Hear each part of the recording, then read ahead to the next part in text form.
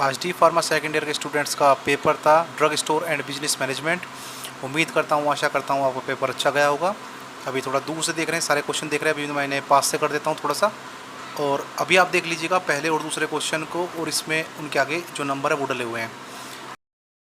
Total करने को आए थे 5 क्वेश्चन, जिनमें से पाँचों करने थे, बस जो इसके पार्ट थे वो उनमें छूट थी। जैसे पहले प्रश्न में आप देख सकते हैं 3 पार्ट है, इनमें से 2 करने थे। दूसरे में भी 3 पार्ट है, उसमें से भी 2 करने थे। अब तीसरे चौथे क्वेश्चन को देख लीजिएगा, इनके सामने नंबर देख लीजिएगा। इसमें भी यही था कि 3 में से 2 करने हैं। सारा आज थ्योरेटिकल पेपर था, कोई ऐसा नहीं न्यूमेरिकल नहीं था, और सारा बुक से ही आया था। मैंने आपको बताया था कि शुरू की 4 जो यूनिट है वो करनी है, उसी में से आपका सब कुछ फंस जाएगा, और वही है, आप चेक कर सकते हैं। ये 5वां क्वेश्चन देखिए, इनमें से 4 को करना था। ये प्रत्येक क्वेश्चन 4-4 नंबर का था, 4 चौक 16। और आप देख सकते हैं कि सारा पेपर बिल्कुल वही जू का तू, जैसे मैंने बताया था कि शुरू की अगर आपने 4 यूनिट पढ़ ली थी, मतलब ही नहीं बैठता कि नंबर आपके कम आ जाए। पास होने की नहीं, नंबर भी बहुत बढ़िया आते।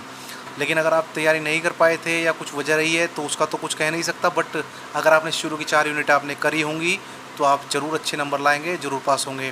तो ये क्वेश्चन थे, सारा आपका बुक में से है, कुछ ऐसा बताने की ज़रूरत नहीं है। हाँ, एक क्वेश्चन मैं आपको दिखाता हूँ, इसमें आप नंबर 1 क्वेश्चन देखें। नंबर 1 क्वेश्चन में देखें फूटीकरण। फूटीकरण का मतलब है, अगर आप इंग्लिश के पेपर में देखेंगे तो कोडिफिकेशन, यानी कोड डालना होता है, दवाइयों का कोड कैसे स्थापित करते हैं, कैसे उनकी पहचान करते हैं।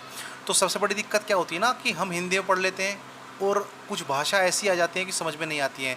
तो कोशिश ये किया कीजिए कि आप इंग्लिश हिंदी दोनों में पढ़िए। और आज पेपर ऐसा हुआ, स्टूडेंट बता रहे थे कि जी हमें हिंदी का पेपर पकड़ा दिया, पीछे इंग्लिश में नहीं था और बहुत दिक्कत हुई। किसी को इंग्लिश का दे दिया तो हिंदी का नहीं दिया। भाई, पहली चीज़ तो ध्यान में रखें कि इंग्लिश हिंदी का पेपर मिल जाए, ज़्यादा बेहतर है, कोशिश कीजिएगा।